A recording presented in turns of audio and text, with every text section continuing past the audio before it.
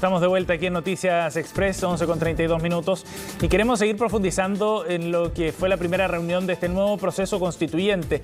¿Cuáles serán las principales tareas también que se deben zanjar en las próximas reuniones y cómo va tomando forma en definitiva esta nueva etapa? Nos acompaña aquí en el estudio la presidenta del Partido por la Democracia, el PPD, Natalia Piergentili. ¿Cómo está, Natalia? Gracias por estar con nosotros. No, de nada, buen día. Con harto frío sí, hoy día. Y con lluvia además. Y con lluvia, gracias por acompañarnos aquí en el estudio. Natalia, bueno, la reunión de ayer es bien significativa. Desde el Partido Comunista hasta el Partido Republicano se reúnen para tratar de encauzar este nuevo proceso constituyente.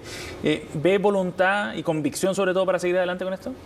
Veo voluntad, veo convicción, veo ganas de llegar a acuerdo para poder ofrecerle a la ciudadanía la menor incertidumbre posible y una hoja de ruta para un nuevo proceso. Ajá. ¿En qué condiciones se va a dar este proceso? ¿Parecido a lo que fue el proceso que terminamos recién en términos de la forma y el formato, ¿no? ¿O va a ser algo distinto? Bueno, hay propuestas. El Partido Socialista junto con el PPD ha arribado a una propuesta de, digamos, de metodología, pero no sabemos si esa va a ser la propuesta final después de las tratativas entre todos los partidos que componen, que tienen representación parlamentaria. Pero esperamos que pueda ser, sin duda, democráticamente electos los convencionales, que sea en un tiempo más acotado, que los independientes puedan participar, pero dentro de listas de partido, que por supuesto sea paritario, y que además los pueblos originarios también tengan representación, no quizás una representación asegurada como fue en el proceso anterior, pero sí representativa de quienes voten en los padrones indígenas. Uno de los temas que se planteaba en el contexto de la campaña era que si había una opción del rechazo, la oposición, ¿no? Chile Vamos iba a quedar con el sartén por el mango, por decirlo, ¿no? En buen chileno.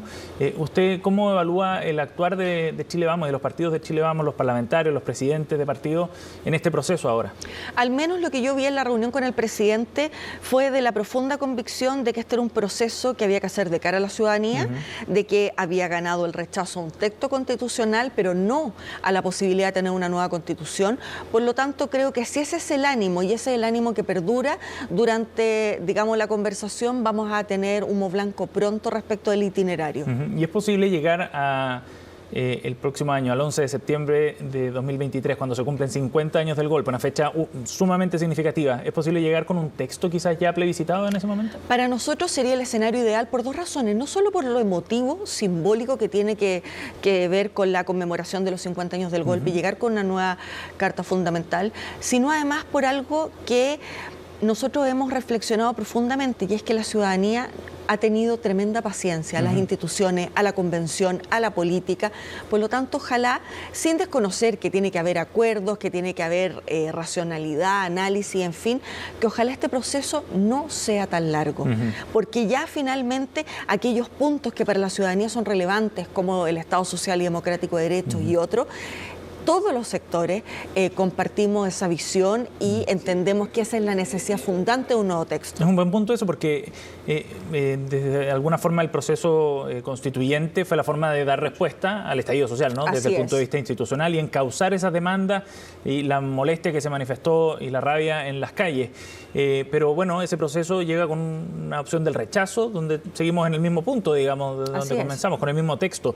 ¿Usted ve algún riesgo asociado a que se demore demasiado? Se lo pregunto por lo que está pasando en las calles, por ejemplo, ¿no? Hoy día estamos viendo evasiones masivas convocadas por los secundarios, marchas masivas, quema de buses, etcétera. Y ese ambiente empieza a tensionar las cosas. ¿Ve un riesgo ahí? A ver, yo creo que el voto obligatorio es muy relevante para darle legitimidad a los procesos. Por lo tanto, lo que pasó el domingo es contundente, tremendamente contundente. La ciudadanía no quiso este texto y a mi juicio lo que no quiso este texto no fue la declaración de derechos, sino más bien que temas más bien asociados a causa, a cosas más extremas o con falta de diálogo se hayan puesto al mismo nivel. Para la ciudadanía era importante un Estado social y democrático de derecho, reforzar la institucionalidad. No sé si otros de los que se plasmaron en el texto constitucional, exacto, eran parte de lo que la ciudadanía sentía como relevante para el contrato social. Dicho eso, y por lo mismo, creo que aquí hay que separar las cosas. Creo que tenemos una generación, quizá un mundo estudiantil que requiere que nosotros que somos más viejos podamos tener empatía y ser receptivos de cómo ellos están viendo el mundo y cuáles son sus demandas, sin duda.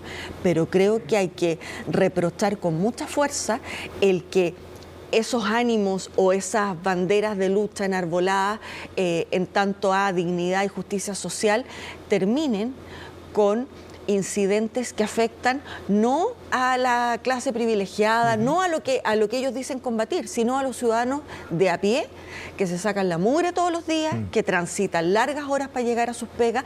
Por lo tanto, yo aquí creo que tenemos que seguir el diálogo con los estudiantes, por cierto, sin duda, pero también hay que saber separar la paja del trigo de cuántos son los anarquistas, cuántos son los infiltrados y cómo también tenemos una respuesta institucional, porque déjeme decirle que yo, que soy usuaria de micro, de metro, soy muy peatona, sin duda.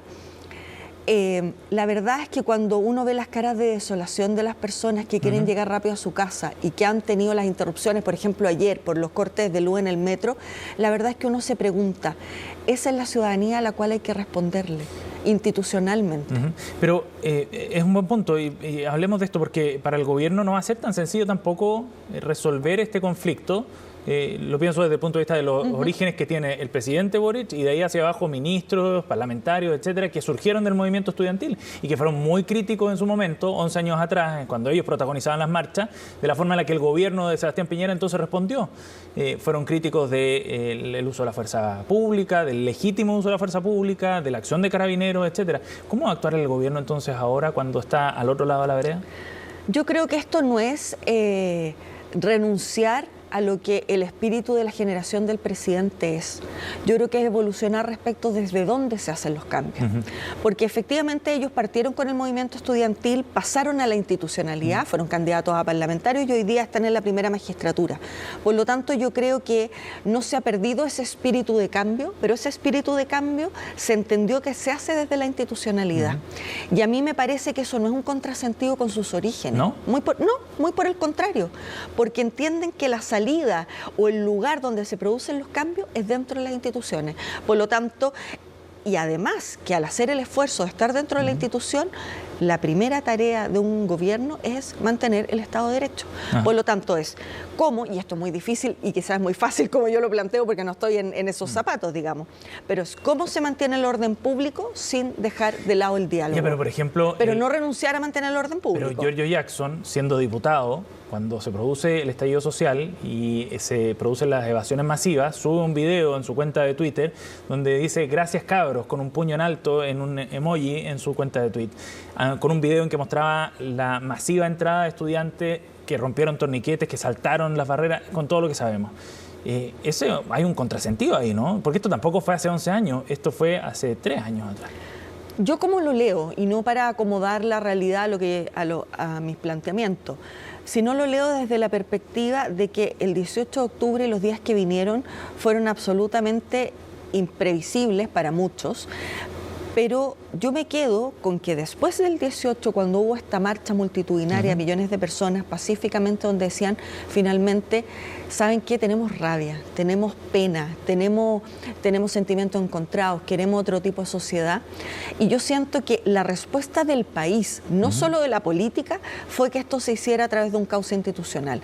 Entonces, por eso es que creo que hoy día hay que ver dónde están esas demandas de los jóvenes que todavía persisten, pese a que esto tomó un carril institucional, pero, insisto, no claudicando al tema del orden público porque está afectando a los chilenos y chilenas. Bueno, en ese sentido, entonces, ¿qué es lo que debe hacer el gobierno respecto a temas de orden público? Bueno, yo no soy quien para dar cátedra sobre este tema, no lo he hablado personalmente con la ministra del Interior, Carolina Toá, pero insisto, yo creo que este gobierno no va a claudicar al diálogo, pero tiene que ser firme respecto del orden público, que, insisto, esas banderas que se enarbolan respecto de la lucha, de la dignidad, etcétera, terminan afectando a aquellos que dicen defender. Y ese es el mayor contrasentido. Pero eso también pasaba en el 2019, en el contexto del estallido social. No, pero por eso yo le digo, el 2019, cuando se llega al gran acuerdo, es porque todas las fuerzas políticas se dan cuenta que esto no puede seguir así. O sea, que la violencia ya nos generó una alerta, que se tome esa alerta y se canaliza. Por lo tanto, cuando hoy día tenemos una canalización institucional, la verdad es que yo no miro con romanticismo la violencia. ¿Y el ministro Jackson lo hizo en su momento entonces? ¿Fue un error haber celebrado eso? El presidente Gabriel Boric en tu momento tuvo palabras de elogio, incluso no para los actos de violencia en sí mismo, pero la desobediencia civil, como un concepto que englobaba aquello. Yo creo que cuando uno toma el camino institucional, que es lo que ha hecho el presidente Boric antes como parlamentario, que fue, recuerden, el único firmante de su sector en el acuerdo del 15 de noviembre, se pagan costos, pero también se logran aprendizajes. Por lo tanto, el presidente Boric no solo desde que asumió como presidente entendió que esto tiene que ser institucional, lo asumió antes, cuando firmó el acuerdo del 15 de noviembre. Y eso tiene costos, claro, porque hay una gran masa muy ideologizada, quizás más extremista o anarquista, que plantea que esto es una renuncia, etcétera. Pero la gran mayoría, la fuerza de chilenos y chilenas sensatos que quieren cambios, que quieren vivir mejor, entienden que esto se canaliza institucionalmente, por lo que yo creo que tanto el presidente Boric como parte del equipo que en su minuto esto lo vio como una buena nueva, cuando ya se firmó el acuerdo del 15 de noviembre, pasaron al lado institucional y están en el lado correcto de la historia. La presentación de querellas, por ejemplo, entonces no va a ser un problema político para el gobierno, hacia esos sectores, a los sectores movilizados, hacia los sectores más a la izquierda dentro del gobierno? Yo creo que eso es parte de lo que hay que conversar al interior del gobierno, porque yo creo que efectivamente acá, por eso le digo, hay que separar lo que es la movilización, lo que son las demandas con los infiltrados, con los anarquistas, porque además también hay que darle una respuesta no solo al movimiento, sino que hay que darle una respuesta a los chilenos que salen con miedo al centro de Santiago todos los días. Sí, claro. Y eso es algo sobre lo cual el gobierno no puede actuar desde los dogmas o desde las miradas extremas, tiene que actuar desde el sentido común y desde el interés superior de los chilenos y chilenas o de los santiaguinos en este caso. Y eso incluye presentar las querellas si es que corresponde, entonces, como lo anunció ayer el subsecretario Monsalve, por ejemplo. Si es una herramienta que se va a utilizar y que tiene el ordenamiento jurídico, se tomará esa definición. Natalia, desde el punto de vista del movimiento, usted hablaba de eventuales infiltrados. Hemos visto detenidos adultos, ¿no? En estas movilizaciones, las de la semana pasada, de quienes agredieron a Simón Boric antes del plebiscito también, y en esta semana igualmente. ¿Quiénes están detrás de estos movimientos? ¿Usted cree que hay organización, que hay grupos que están encauzando de alguna manera esta movilización de los secundarios? La verdad es que no tengo información como para responderle a esta pregunta, pero sí creo que el hecho de que hayan adultos algo nos tiene que decir respecto de la instrumentalización quizás del legítimo movimiento estudiantil. Creo que aquí hay una gran labor para las policías, para la inteligencia, pero no quiero hacerme cargo de una respuesta que de verdad tengo poca capacidad de información para responder más contundentemente. Lo último, Natalia, ¿cómo quedaron las relaciones dentro del gobierno, entre las dos coaliciones de gobierno, Socialismo Democrático y Apruebo Dignidad, después del cambio de gabinete? Se lo pregunto porque Socialismo Democrático entra con dos ministras, ¿no? Carolina Toaya y Analía Uriarte en el comité político y gana un peso específico. Se leyó todo este movimiento que hizo el presidente Boric como un triunfo también para Socialismo Democrático. A ver, yo creo que aquí triunfan las prioridades, porque las prioridades no han cambiado. Está la reforma de pensiones, está la reforma tributaria y, por cierto, la preocupación sobre la economía y, además, lo que tiene que ver con seguridad, que es algo que, sin perjuicio que a lo mejor no estaba en el número 1 del programa, la fuerza de los hechos lo ha puesto como parte del corazón de la gestión. Lo que se cambia son los jugadores. Con este director técnico llamado Gabriel Boric, pero en la táctica de juego sigue siendo la misma, de modo que aquí hay un elenco perfecto que es del socialismo democrático, que se pone al servicio de esas prioridades donde no hay duda cuáles son y que es compartida por todos. ¿No quedaron resentidas las relaciones con Apruebo Dignidad, por ejemplo, o con el Partido Comunista en particular? Yo no creo que haya resentimiento, al menos de parte de ellos con nosotros, y yo creo que además aquí hay que ser generoso, en el sentido de, ¿qué nos importa? Esto es como hacía la analogía del Waze, todos conocemos el Waze. Yo pongo un lugar al que quiero llegar. Y si entre medio me dice que me ofrece otra ruta porque es más corta, porque hay problemas de tránsito, yo tomo eso. Entonces, finalmente acá el problema es que no estuviéramos de acuerdo en el punto de llegada. A mi juicio sí, que son estas cosas que yo le planteo. Por lo tanto, quien conduzca el auto no es tan relevante como llegar al destino. Y eso es lo que nosotros creemos. Y dio un cambio en los conductores de los autos. Sí. Pero tenemos un punto de llegada. Quizás tendremos atajos, distintas formas de hacer las cosas, pero no hay ninguna voz disonante en cuanto al punto de llegada. Natalia, gracias por haber venido a CNN. Muchas gracias a ustedes. Buen día.